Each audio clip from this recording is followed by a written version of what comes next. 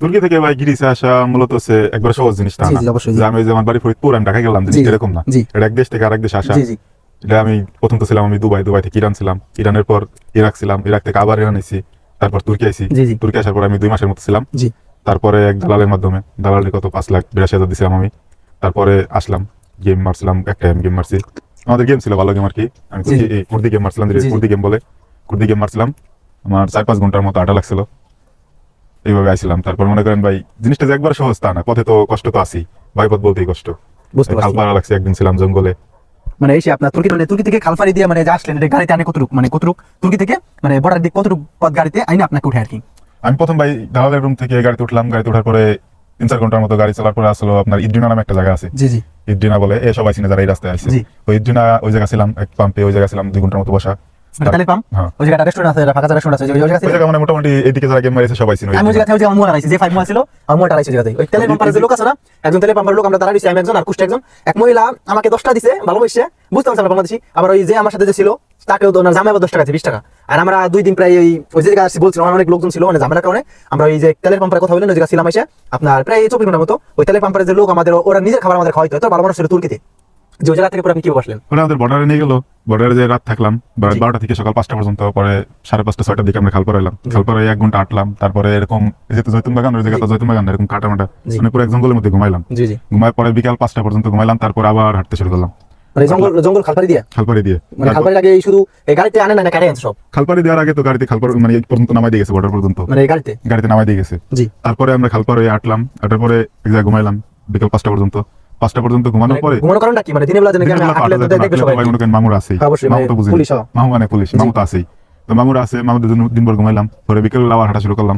হাঁটতে রাত 2টা পর্যন্ত হাঁটলাম। তারপরে আসলাম পয়েন্টে, যেখান থেকে গাড়িতে উঠাবে। ওইখান থেকে আসার পরে তো বৃষ্টি নামতেছে, আমাদের যে ডঙ্কার ছিল আবার ফোন অফ করে ঘুমাই গেছে। সকালবেলা গাড়ি এসে গাড়ি ফেরত চলে গেছে। গাড়িতে মনে করেন আমাদের নিতে পারে নাই, মিস্টেক করছে।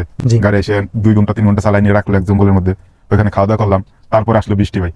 তো ছিল মানে আলবানুস বা অন্য কোনো দেশের বুলগেরিয়ান, ওই আপনার কি বলবো, আমাদের মনে করেন বৃষ্টির মধ্যে গাড়িতে উঠে নাই, বৃষ্টির মধ্যে সম্পূর্ণ ভিজাইছে আমাদের। ভিজলাম, গাড়িতে উঠে নাই, এতগুলো লোক গাড়িতে উঠে নাই, ওই বৃষ্টির মধ্যে সবাই ভিজেছে, নিজে গাড়িতে বসেছিল। কি ফালতু লোক, আমি পিটিয়ে ওরা ইহুদি খ্রিস্টান, ওদের কথা বলে লাভ নেই। আমি মুসলমান তো খারাপ, ওরা তো সেই ভালোই আছে, ওরা তো আমাদের আনতে গেছে। ওই মনে করেন আনলো, ওই গাড়িতে ভিজার পরে তারপর আবার উঠে রাত রাখলো এক জায়গা।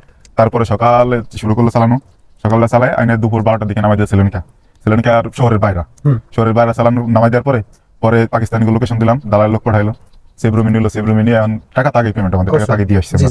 তারপরে বলতেছে যদি তোমরা ট্রেনে যেতে চাও তাহলে তোমাদের যদি পুলিশে ধরে আমি কোনো রিস্ক নেই। আমরা তো ভাই নতুন আছি, আমরা তো জানি না যে কোনো পুলিশ সমস্যা নাই, আসলে ক্যাশ আমরা চলে আসতে পারবো। শ্রীলঙ্কা থেকে 50 টাকা হলে একবার মেন রাতে এথেন্সের শহরে আসা যাবে। এথেন্স আসা যায় 43 ইউরো নাই। আমি তো 3 দিন আগে আসছি মাত্র, 3 দিন আগে এসে মনে করেন 43 ইউরো লাগে ভাড়া, আমার কাছ থেকে 500 ইউরো নিছে। পরে আমি 60,000 টাকা দিছি, তারপর মনে করেন আরো 2,500 টাকা বেশি দেওয়া লাগছে। মানে একটু কম দিছিলাম যে ভাই আপনার এত টাকা দিছি, আমি 500 ইউরোতে 60,000 টাকা 62,000 আমার দেওয়া লাগছে। এত টাকা দিছি আপনারে, যদি ওই যে বড় না দিতে পুলিশ তাহলে আপনার টাকা দিতেন না, 45 বা 50 ইউরো আপনি আসতে পারতেন। সেই ইরাক থেকে আসবে আপনার আমি 10.5 লাখ টাকা দিছি, তো আপনি আমার কাছ থেকে 2,000 টাকা কম নেন, সেই টাকা কম নেন নাই, যাক ভালো কথা, কম না নিলে নাই। আমি আসতে পারছি, তোরে কামাই করতে আমার 6 দিন লাগবে, বেশি দিন লাগতো না। তারপরে মনে করেন আসলাম, আসার পর কিছুদিন কাজ বাজ করে তারপর আমি অ্যাসাইলামের জন্য আবেদন করছিলাম উকিল দিয়ে আবেদন করে পরে আমি আবার শ্রীলঙ্কা গেছি। 5 তারিখে গেছি, 7 তারিখে আমারই ছিল এই রাদুই ছিল, রাদুই মানে সিরিয়াল ছিল আর কি, এই দেশের ভাষাতে রাদুই বলে মানুষ মতো। তো সিরিয়াল ছিল, ওইখানে যাইয়া পরে অ্যাসাইলাম বানাই আনছি, 2 সপ্তাহ ছিলাম আমি। অ্যাসাইলাম বানাই না, এখন আমি উকিলের কাছে আবার কালকে আগের দিন যে সবকিছু দিয়ে এসেছি, ব্যাংক কার্ড, আফিম আমকে যা বলে আর কি দোকানে কাজ করার জন্য, এই সমস্ত কিছু দিয়ে আসলাম। দিয়ে আসার পরে এখন আমার আফিম আমকা আছে, আমকার জন্য ব্যাংকার জন্য কিনে রাখবো, মানে দোকানে কাজ করার জন্য আমি আপনার কাগজ নিয়ে দোকানে এসে উকিলের কাছে দিয়ে আসলাম। ওকে এটা বলছি যে ওকে দোকানে কাজ করার জন্য আফিমি, আমকা এবং আপনার যে ইকের কার্ডটা যেটা সরকার ট্যাক্স দিবে ওইটা কাগজ এবং ব্যাংক কার্ড যত যা লাগে সব বানাই দিবে। আপনার তো দিয়ে আসলাম মানে কাগজপত্র। সে আমাদের নিকটে ভাই বন্ধু, যাই হোক আমাদের পাশের এলাকা, বাদ বাই পরিচয় দিলাম না, কারণ সে আমার খালাতো সাথে আর কি বন্ধুত্ব, তো তাই কারণে আমাদের কাছে এসে পড়ছে। দেখুন যে আমাদের কত মানুষের সাথে আমি উপকার করি, যে কথা হচ্ছে যে উপকার বলে যে যারা কিছু না পায় তাদের সাথে 2 মিনিট কথা বলে তার 1000 উপকার। তা সে যেহেতু এদেশে আইছে, তার যদি কোনো কাগজ হেল্প করতে পারি আলহামদুলিল্লাহ। আমাদের ভাই ব্রাদার পাশের এলাকার লোক ভাই, নতুন আসলে আপনি কিছুই জানতেন না, একজনের কাছ থেকে জানা লাগবে বা কারো হাতে ধরে পায়ে ধরে ভাই করে দেন, এদেশে আইটি আপনি চলা যাবে না। ওই যে আমাদের ভাই ছিল, আমি আইসা যদি আমি করি আমি দেশে এত কিছু করছি, আমি এত দিন ঘুরেছি, আমি মানুষের কাছে যাইতাম কেন, তাহলে চলতো না। আপনি নতুন আসলে আপনি জায়গা কিছুই বুঝেন না, আপনার মানুষের কাছে যাওয়া লাগবে, জিজ্ঞাসা করা লাগবে যে ভাই এটা করে দেন, অনেক নিয়ম কানুন আছে দেশে, আপনি সব জানেন না। এখন আমি আইছি, আমি সব জানি না, বা আমি যতটুকু জানি নতুনদের আসবে ওরা ততটুকু জানে না, বিষয়টা সেরকম ভাই।